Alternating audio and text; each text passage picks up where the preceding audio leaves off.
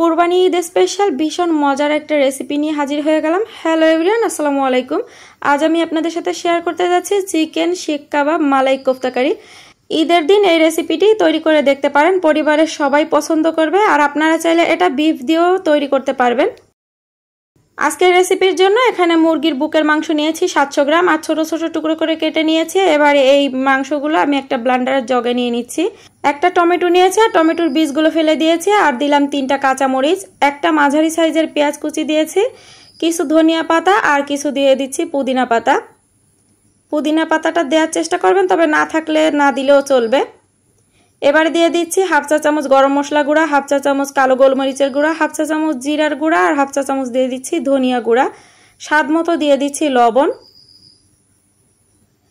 1 table চামচ দিয়ে দিচ্ছি আদা রসুন বাটা, 1 টেবিল চামচ দিয়ে দিচ্ছি বাটার, এটা হোমমেড বাটার। চিকেনটা বাইন্ডিং এর জন্য এখানে 4 টেবিল চামচ দিয়ে দিচ্ছি টোস্ট বিস্কুটের গুঁড়া, তবে আপনারা চাইলে এখানে ব্রেড ক্রাম অথবা 2টা ব্রেডও দিয়ে দিতে পারেন। এবারে এই সব কিছু একসাথে ব্লেন্ড করে নিব।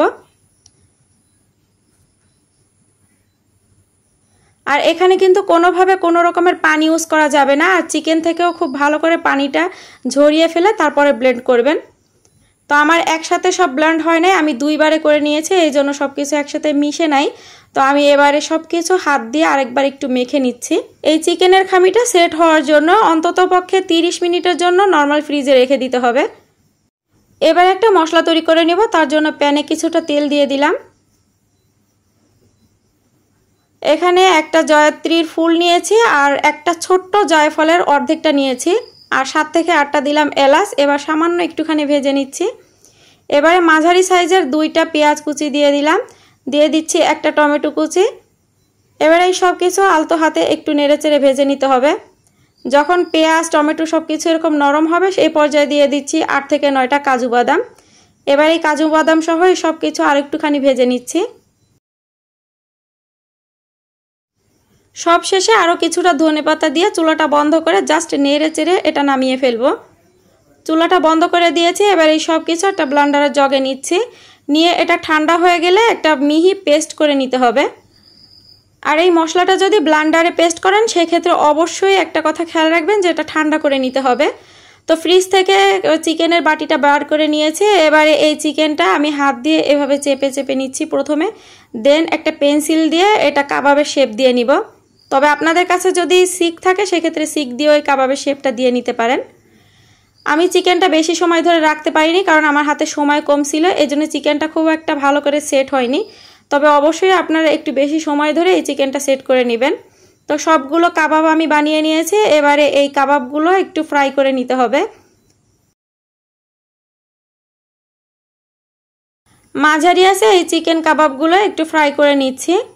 তবে প্রথম পর্যায়ে কিন্তু নাড়াচাড়া করা যাবে না, সেক্ষেত্রে ভেঙে যাবে, কারণ এগুলো প্রথম পর্যায়ে নরম থাকে। যখন এক পাশ এরকম কালার আসবে সেই সময় উল্টে দিতে হবে। কাবাবগুলো এপাশ ওপাশ সুন্দর করে এরকম কালার করে ভেজে নিয়েছি। এবার এই কাবাবগুলো তুলে নিচ্ছি। এবার ওই একই প্যানে 1 টেবিল চামচ দিয়ে দিচ্ছি বাটার,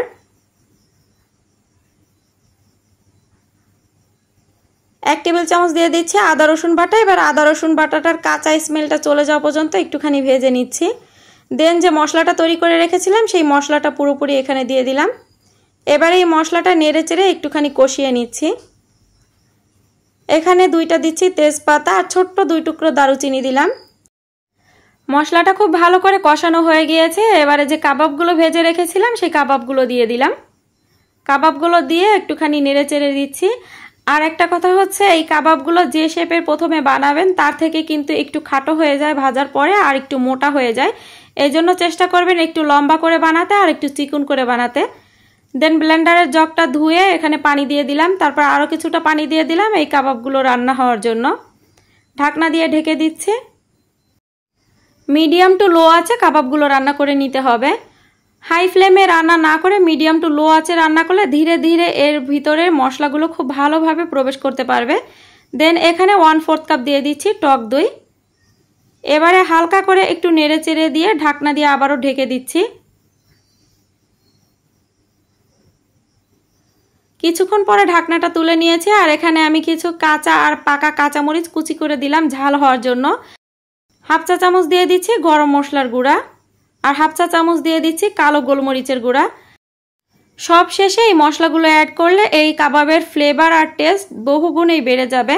আর গোলমরিচের গুঁড়াটা চেষ্টা করবেন একদম ফ্রেশটা দেওয়ার জন্য, সাথে সাথেই এটা গুঁড়ো করে এটা দেওয়ার চেষ্টা করবেন। আগে থেকে গুঁড়ো করা থাকলে সেটা না দেওয়াই ভালো। ঢাকনা দিয়ে ঢেকে দিয়ে চুলাটা বন্ধ করে দিচ্ছি।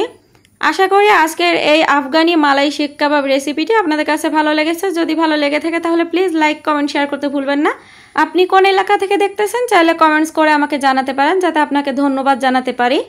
দেখা হচ্ছে নেক্সট কোনো রেসিপি নিয়ে। ততক্ষণ সবাই ভালো থাকবেন, সবাই সবার জন্য দোয়া করবেন। আজকের মতন বিদায় নিচ্ছি। Tata, bye bye.